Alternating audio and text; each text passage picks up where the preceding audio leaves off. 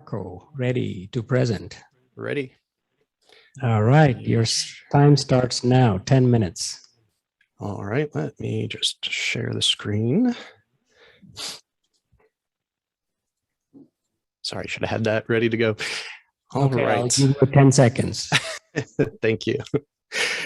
Welcome everyone to InnovatorMD World Congress 2021. I'm so appreciative to be here, so grateful and glad that I can return after my last keynote speech about medical education. My name is Chase DeMarco, and I am the CEO of FindARotation. And I wanted to tell you how you can be a part of shaping the next generation in clinical education. So a little background about myself and the origins of where this came from is I've always considered myself a planner. And in undergrad, I would actually plan out maybe 2-3 semesters ahead of time, fitting all the different schedules together, the time slots, the different locations, and trying to make sure that everything was organized in their backup plans just in case one messed up and caused a domino effect. So when I was accepted into medical school, I tried to visualize what potential futures and outcomes I could attain and how to do so very effectively. So I began using the same sort of planning and procedures to reach out to physicians and hospitals about possible specialties and locations that I might want to do clinical rotations in. And I was always told by my hospital or school administrators and other physicians, well, you can just cold call physicians, just reach out to them. You might get lucky and find some. And I'm sure most of you here, whether you're a physician or someone that's reached out to a physician, knows that cold calling is not the most efficient way to get through to people. So despite calls and emails and outreach on social media, it really didn't lead to any sort of positive outcomes. So I decided to outsource my clinical rotations when I hit my 3rd and 4th year in medical school to a third-party rotation agency. And the problem here is that they charged me an additional several hundred to several thousand per week on top of tuition to utilize their services and to gain rotations in places outside of my school's normal network. And I came from a small school, so there was not much of a network to work with. And I began to think that there has to be a better way to form clinical education a more efficient way. So in 2019, I began R&D on a crowdsourced clinical education platform. And I wanted to think of the best companies out there right now, the ones that are so ingrained in our society that we actually use them as verbs. And you don't really hear someone say, oh, we need to find a vacation rental this week. You say, we're going to Airbnb it. Or I need to find a ride home. You say, well, I'm going to Uber home. And that's where the idea for crowdsourcing this information came from. It is a much more efficient system in many different ways. And if we began to crowdsource our clinical education aspects, this could greatly shape the next generation of medical education. Crowdsourcing provides a lot of benefits. And looking just at the working physicians in practice right now in the US, about 85% of them are in the community sector and only 15% in academics. And many of them in the community sector would love to teach, but there's the issue of finding students, of scheduling, of payments, and it's just a lot of administrative work that they might not have the time to do necessarily. So by crowdsourcing this information through our SaaS platform, it gives the added benefit of utilizing these untapped resources in a multitude of different healthcare scenarios. Plus, this can be utilized in other non-physician-based educational clinics, whether it's nursing or pharmacy, some sort of tech. By increasing the number of clinical educators, we provide a lot more opportunities for them and for the learners. We can also start breaking down these traditional barriers between academic and non-academic physicians in a very meaningful way, utilizing, increasing the affordability from increased supply with a relatively stable demand.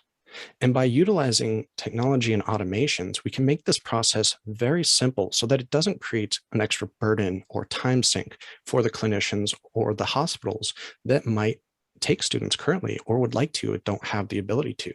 All of this just comes to advancing medical education in ways that we haven't really seen before. And we could do this on, there are many benefits from both the learner side and from the clinic side. But you have to understand that clinical education is very complex. You have the regulatory boards, the accreditation agencies with their general regulations. You have every school with a slightly different curriculum based on these general guidelines from the agencies. They have dozens to hundreds of students, all with different needs at different particular times to mix and match and schedule. And then you have the clinics that can change constantly, whether a physician changes a location or specialty or something like a pandemic happens. And all of these needs are constantly shifting. So when you have separate locations or a small facility that you're working with, it is very much more limited than if you had a central marketplace for all of these tasks to be handled very efficiently. From the school side or the student side, we can increase their opportunities in a number of ways, in different locations, in different specialties than they might have available, or if there's competitive specialties at their local school. For instance, mine gave away lottery tickets to those that wanted maybe a radiology rotation or something that was limited. But now you can reach outside of your school's resources very easily. There's also entirely complete transparency through an open marketplace such as this. There's no one saying, oh, we're only allowing certain students in at this school or certain locations here, or in other ways limiting the educational experiences for these learners. And of course, the increased affordability, we discussed the increased supply, but also not charging those insanely excessive fees that using outside agencies might have to do.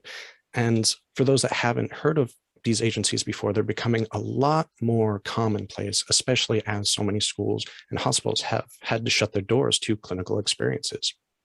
But also for the preceptors and the clinics, there is the full autonomy. There's no one restricting what you do, how you do it. You have complete control over your schedules, the types of students, the numbers of students, and the rotation compensation to make sure that you are getting your money's worth for the effort you're putting in to train them. There's also a lot of automation that goes into this platform, from the scheduling, e-signatures, in-chat messaging, and payment systems that can all be done very quickly and easily. And there are a lot of rewards and incentives that physicians might not know about for teaching students. You might be forced to teach a student in an academic situation, but in the community or otherwise, you can also attain CME credits in some instances, tax incentives in certain states, and a multitude of other awards. Now, the pandemic has also really changed how we view medical education and medicine in general in a lot of ways. And one of the big advances has been the growth in telemedicine, and as such, also the growth in telemedicine rotations, also known as telerotations or remote rotations. And these observerships, because they're not hands-on, you might think that these are a decreased educational aspect. But compared to the alternative, which might be no clinical education, these have sufficed for, well, the better part of 2 years now to provide these clinical education aspects for learners. And in fact, in one study, 83% of medical students found that these types of rotations actually provided adequate quantity of learning for what their expectations were. And in other healthcare fields, these are happening too. For residents in pharmacy, a significant number of their learning domains, they rated as extreme competence and extreme comfort level with these telemedicine rotations, with these virtual rotations. You also have nursing, or for that matter, med student rotations, shadowing, which they are mostly limited in many states now to the simulation-based education. And that's great when it's all you have, but it also decreases the one-on-one aspect with the patient, learning to empathize with the patient before you become an actual provider, which is extremely important. So all of these needs, from the in-person rotations in places outside of maybe that school's current network, or providing these telemedicine rotations, can be easily implemented with our system. And the reason I say easily is, well, take a look for yourself. A few screenshots here depict exactly what the flow is for, in this instance, a preceptor or a clinician. You register, you create your basic profile, entering your personal data in there. You click, you create a listing a rotation that you'd like to offer, filling in the types of students, numbers of students, the documents that are required for that particular rotation, your compensation amount, and within a few clicks, you can have your listing go live. And from the student's point of view, again, similarly, creating their profile with their school, with the type of student they are, with any academic achievements they might want to list in their biography, searching the current rotations on the marketplace at the time, finding one that suits their needs, whether it's a certain price range, a certain specialty, maybe a certain location, because they're really trying to gain residency in that location and they want to network ahead of time. Or maybe unmatched physicians that want to build up their CVs even more for the upcoming next year's match. They fill out their requests and the time slot, a couple of clicks to upload their documentation, and off the application goes, waiting for an acceptance or rejection from the physician, from the administrator, whoever's running the account. Your time is up, Chase. All right, that's all I had anyway, and ready for questions.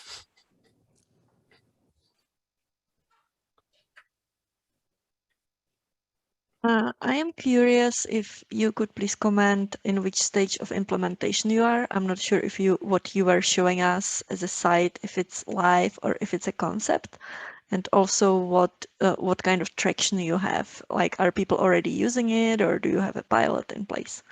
Sure. So we have been beta testing earlier this year, and we're exiting beta testing now. Currently have several hundred students. I want to say maybe 300 students that were in beta testing or on the wait list to do so, and approximately 200 physicians that have already expressed interest or were in the beta testing. We are exiting beta testing with the improvements being made from the recommendations of that beta test. And several hospitals and schools have also expressed interest in this. We're hoping that the new version will go live within the next few weeks, maybe a month or two max. And the traction has been very positive, very strong so far.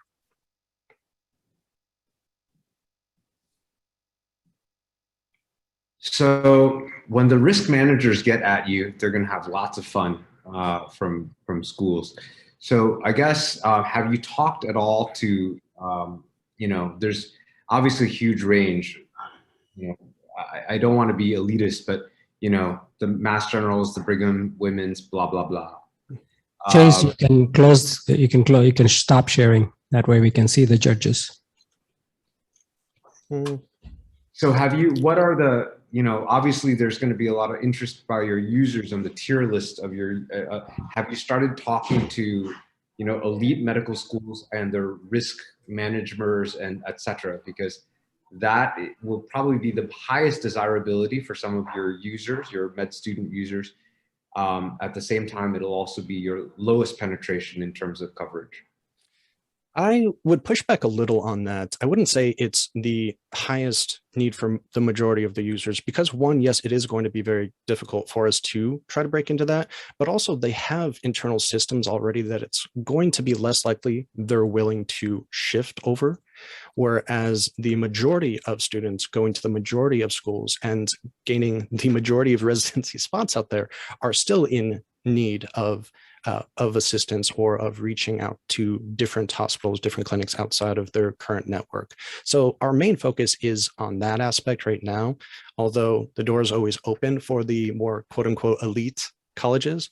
But as you said, they would be very difficult to break into. They're probably using systems that they spent hundreds of thousands of dollars on internally anyway.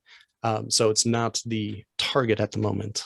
Can you share with us some of these hatchet man jobs? What are they charging your poor students? How much? Because that obviously is your max margin at this time in the market. I could show you some of my old bills if you would like. Yeah, just a ballpark. You don't have to share bills. Say some students' bills. Yeah, I've seen between my own experience and some other students that I went to school with, the rotation agencies, I believe the price range you're talking about through them was usually on average about $800 a week. I've seen some up to $4,000 per week, and that was for a private practice family medicine rotation. It does differ usually by specialty, by location, but yeah, the the prices can be quite extreme. Thank you. Any other questions from the judges? Well, sorry, one last question. I don't actually know this anymore. How many medical students are there in the United States, and how many medical students, and I know that there are a lot of non-US students that are trying to get into the US market, and presumably you're starting with the US market. What's your TAM right now? There's a lot of different numbers to go by, and exact stats on how many medical students there are can differ depending on your definition. So usually we utilize the number of students that recently passed, whether it's step 1 or step 2, the USMLE step 1 or step 2. And those are usually in the 20 to 22,000 range per year. So assuming those numbers plus those that might have taken time off, might lag, we could say mid to high 20s are probably the complete market for just medical students.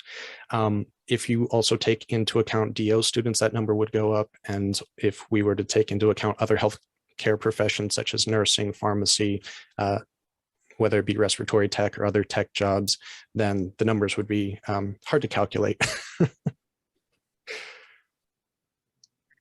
Can you please also comment on your team? Are you a one-man shop, or do you have more people? And also on the funding, so the project is self-sustainable. Do you charge people and then take a cut, or is there a different kind of model? Right. So the team is mostly myself, the app development team, which is outsourced to a US development team, and then multiple independent contractors, no one on salary at this point until the official launch. The fundability of it has been bootstrapped up to this point, and then it's going to run on a similar model. At least the design currently is to run it on a similar model to other crowdsourced applications such as Airbnb, Uber, Lyft, where there's a transaction fee. So there's no monthly subscription. It's free for anyone, any physician or clinic to sign up, providing they have the correct credentials to do so. Any learner can register for free and search for free or as a guest. And then only when transactions occur are they charged for it. So basically it's something like Airbnb or dating app for medical education, correct? I'm not sure about the dating app, but yes, the Airbnb comparison is probably an accurate one. And I'm stealing or borrowing language from Ferdinand we've been talking about. So I got inspired over here. Thank you. You're welcome. Thank you. Are the judges ready to score?